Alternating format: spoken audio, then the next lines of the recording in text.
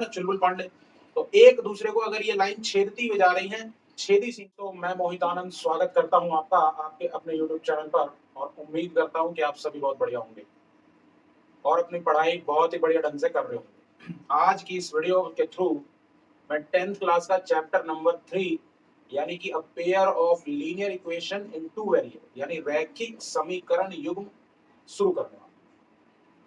भाई first chapter और second chapter आपके मन में होगा कि सर आपने फर्स्ट चैप्टर नहीं पढ़ा है, सेकंड चैप्टर नहीं पढ़ा है, तो फर्स्ट और सेकंड चैप्टर की वीडियोस मैंने ऑलरेडी बना के अपलोड की हुई है। उनके प्लेलिस्ट का लिंक आपको डिस्क्रिप्शन में मिल जाएगा, तो जाके देखना बिल्कुल ना भूलें, फर्स्ट चैप्टर और सेकंड चैप्टर। इसीलिए मैं पहले उन चैप्टर को कवर करने की कोशिश कर रहा हूं जिनके बेसिक्स मैंने पिछले साल अपलोड नहीं किए। भाई तीसरे चैप्टर के सबसे पहले तो मैं नाम का पोस्टमार्टम करूंगा। नाम कहता है a pair of linear equation in two variable. तो सबसे पहले हमें यह समझना है कि लीनियर इक्वेशन का मतलब क्या होता है। हमारी जो लीनियर इक्वेशन होती है, जिसको हम हिंदी में लीनियर इक्वेशन, जिसको हम हिंदी में कहते हैं रैखिक समीकरण। रैखिक समीकरण एक ऐसी इक्वेशन जिसमें जो वेरिएबल है उसकी पावर, हाईएस्ट पावर, जिसको हमने पॉलिनोमियल चैप्टर में डिग्री कहा था, उसको 1 मानते हैं या 1 होती है। यानी एक ऐसी इक्वेशन जिसमें वेरिएबल की हाईएस्ट पावर क्या है, 1 है, उसको हम कहेंगे लीनियर इक्वेशन। वही अगर पावर 2 हो गई तो क्वाड्रेटिक इक्वेशन कहलाती है, जो कि है हमारा चैप्टर नंबर 4, जो मैं अगले चैप्टर में पढ़ूंगा। अब एक्चुअली में क्या है कि हमें लीनियर इक्वेशन पढ़ना है पेयर वाले और टू वेरिएबल वाले। जनरली होता तो ये है कि हम जब इक्वेशन, जो पॉलिनोमियल चैप्टर आपने पढ़ा, उस पॉलिनोमियल चैप्टर में सारे के सारे क्वेश्चंस में एक वेरिएबल के साथ आप डील कर रहे हो। अब इस चैप्टर में आपके पास जो इक्वेशन होगी उसमें 2 वेरिएबल्स होंगे, और 2 वेरिएबल अगर इक्वेशन में है तो उसको सॉल्व करने के लिए, उसके आंसर फाइंड आउट करने के लिए हमको कम से कम 2 इक्वेशन की आवश्यकता पड़ती है। इसीलिए इस चैप्टर में नाम में क्या लिखा हुआ है, पेयर। पेयर का मतलब होता है युग्म, युग्म का मतलब होता है जोड़ा। यानी जो लीनियर इक्वेशंस हमें मिलने वाले हैं 2 वेरिएबल के, वो किस में मिलने वाले हैं, वो मिलने वाले हैं युग्म में, यानी कि वो हमें मिलेंगे पेयर। भाई लीनियर इक्वेशन का जो जनरल फॉर्म है, स्टैंडर्ड फॉर्म है, वो हमने क्या माना हुआ है, ax plus by plus c, जिसमें a, b और c क्या है, हमारे रियल नंबर्स। क्या है, हमारे रियल नंबर्स। और दूसरी कंडीशन ये है कि a और b should not be equals to 0, क्योंकि अगर a और b 0 हो गए तो x और y का अस्तित्व खत्म हो गया, और अगर x और y ही नहीं रहेंगे तो हम फिर इक्वेशन इन टू वेरिएबल कहेंगे कैसे। समझ में आ रहा है कि नहीं आ रहा है? तो लीनियर इक्वेशन एक ऐसी इक्वेशन जिसमें वेरिएबल की हाईएस्ट पावर डिग्री 1 है, उसको हम लीनियर इक्वेशन कहते हैं। इस चैप्टर में एक लीनियर इक्वेशन में हमें 2 वेरिएबल मिलेंगे, x और y। 2 वेरिएबल वाली इक्वेशन को सॉल्व करने के लिए हमें कम से कम 2 इक्वेशन चाहिए। इसीलिए जब वो 2 इक्वेशन हमारे पास होंगी तो हम कहेंगे कि हमारे पास क्या है, लीनियर इक्वेशन का एक पेयर है। समझ में आ रहा है? जैसे कि अगर मैं बात करूं कि वो जो पेयर होगा वो क्या होगा, तो वो पेयर होगा a1x plus b1y plus c1 is equals to 0। दूसरा होगा a2x plus b2y plus c2 is equals to 0। आप सभी जानते हैं कि यहां पर a1 और a2 क्या है बच्चों, a1 और a2 कोफिशिएंट है किसके, x के, यानी कि x का गुणांक है। b1 और b2 क्या है बच्चों, b1 और b2 कोफिशिएंट है किसका, y का, यानी कि y का गुणांक है। और c1 और c2 से हमारा मतलब क्या है, c1 और c2 से हमारा मतलब है कि ये हमारे कांस्टेंट टर्म है, यानी कि ये अचर पद है जिसमें कोई भी वेरिएबल शामिल नहीं। इस चैप्टर में जितने भी लीनियर इक्वेशन के पेयर हमें मिलेंगे, हम उन लीनियर इक्वेशन के पेयर को इस स्टैंडर्ड फॉर्म से कंपेयर करेंगे। a1x b1y प्लस c1 बराबर 0, a2x plus b2y plus c2 बराबर 0।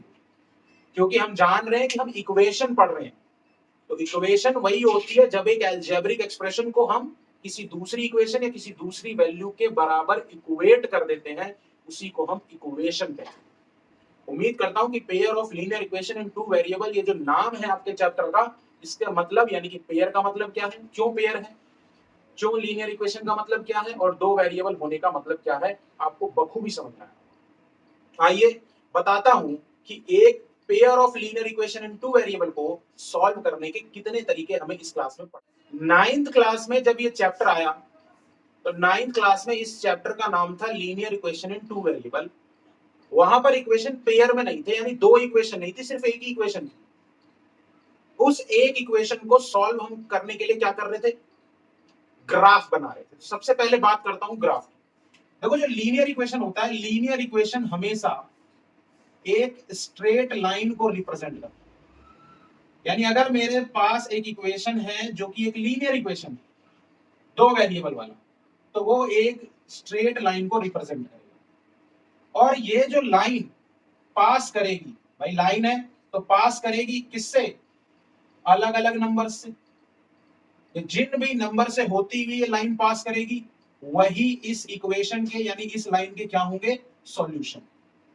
मेरे कहने का मतलब ये है कि एक लीनियर इक्वेशन एक स्ट्रेट लाइन रिप्रेजेंट करती है। अब जब मैं इस स्ट्रेट लाइन को अपने कोऑर्डिनेट एक्सिस पर ड्रॉ करूंगा तो ये लाइन जिन भी पॉइंट से होते हुए पास करेगी, मैंने उसे नंबर बोला है, उसको जिन भी पॉइंट से होते हुए पास करेगी वो पॉइंट पर जो x का कोऑर्डिनेट होगा और जो y का कोऑर्डिनेट होगा वही इस linear equation in two variable के सॉल्यूशन कहलाएगा। यानी अगर x में x का कोऑर्डिनेट रख दूं और y में y का कोऑर्डिनेट रख दूं, वो कोऑर्डिनेट जो इस लाइन पर लाई करते हैं, तो मैं देखूंगा कि मेरे linear equation in two variable में LHS बराबर RHS हो जाएगा।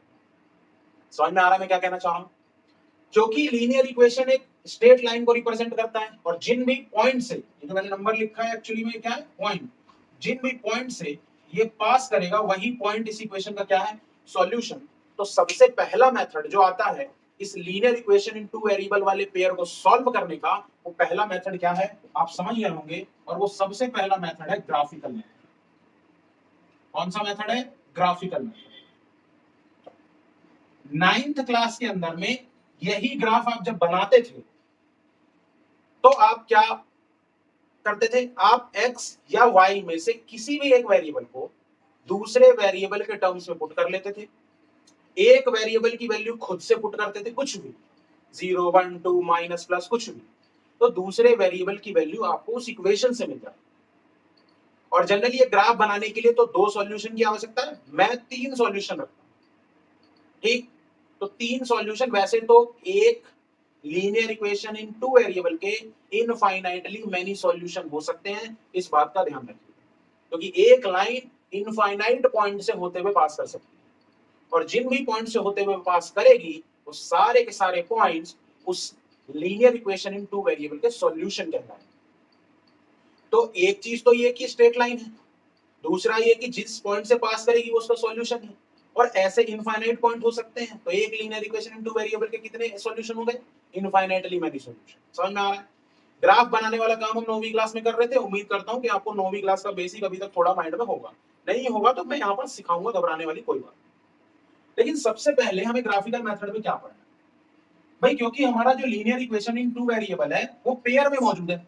अब पेयर में मौजूद होने की वजह से क्या होगा, यानी कि मैं कह सकता हूं कि मेरे पे कितने स्ट्रेट लाइन होंगे, मेरे पास दो स्ट्रेट लाइन होंगी, क्योंकि लीनियर इक्वेशन कितनी है, दो। तो ये जो दो लाइन है ये तीन तरह से हो सकती है।